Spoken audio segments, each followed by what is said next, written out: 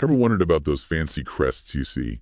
You know, the ones that say, by appointment to Her Majesty on, like, all kinds of products. Oh, yeah, those are royal warrants. They are.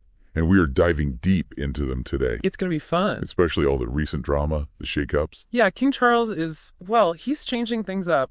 Some companies are not happy about it. To be fair, these royal warrants have been around forever, right? A century, literally. So, okay, for anyone who's maybe not totally up on their royal trivia. Right. A royal warrant, it's basically like a seal of approval, right? Like The royals are saying, hey, we use this product, we like it, you should too. Exactly. Companies that supply goods or services to the royal household, if they've been doing it for at least 5 years, they can apply for a warrant. It's a big deal.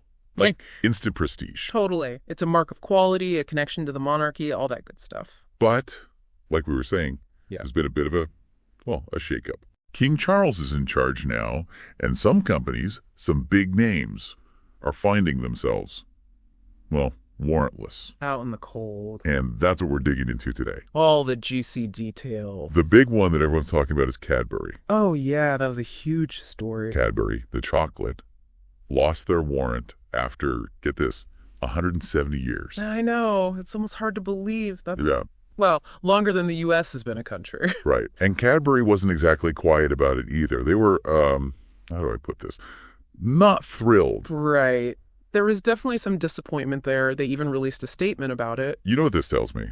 It shows just how much these warrants matter to businesses. Totally. Think about it, right? You've got this little crest on your packaging. It's a direct link to the royal family. It's a legacy thing, a history thing. Consumers notice that. It's like an unspoken endorsement. People think, hey, if it's good enough for the queen, it's good enough for me. Exactly. But it goes beyond just sales, you know? Losing the warrant, it can be a real PR hit. Especially for a company like Cadbury. They're so, I don't know, quintessentially British. They're practically a national treasure. So yeah, not having that royal seal of approval anymore, it could make some people think twice. It makes you wonder, what's going on with King Charles? What's the thought process here? Well, remember, warrants are reviewed every 5 years anyway. Right. So a change in monarch, it always leads to some reshuffling. Yeah, but Cadbury, come on.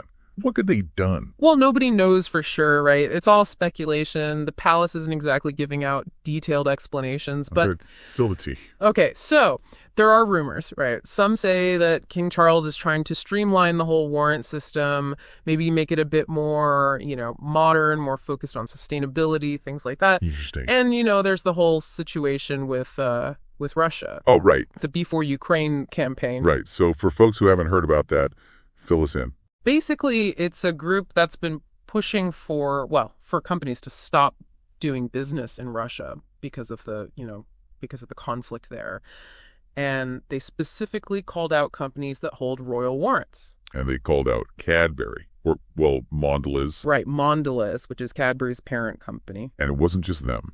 No, you're right. They also targeted Unilever. The Dove soap and Lipton tea people. Right, exactly. So yeah, this whole Before Ukraine thing, it definitely brought a lot of attention to the ethical side of royal warrants. Because, let's be real, if a company is benefiting from the royal seal of approval, but then also, potentially supporting a conflict, it doesn't look great. No, not at all. And it puts the monarchy in a tough spot, right? They don't want to be seen as endorsing that kind of behavior. Which brings us to the weird part. The plot twist. Exactly. Bacardi and Samsung. They were also named by Before Ukraine. They were on the list too. But guess what? They kept their warrant. They did. So now everyone's even more confused.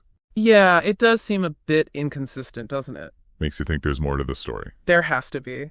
I mean, maybe there are other factors at play, like the specific nature of their business in Russia, maybe historical relationships, or maybe King Charles is just taking a different approach. We'll have to wait and see, I guess. Exactly. It's all very hush-hush at the moment. Well, in the meantime, Mondelez and Unilever, they both put out these very, very carefully worded statements. Oh, yeah. The PR spin was in full force. Basically saying, we respect the decision, but also sneaking in a little, hey, we serve the crown for ages. Right. Trying to walk that fine line between, accepting the decision and reminding everyone of their legacy.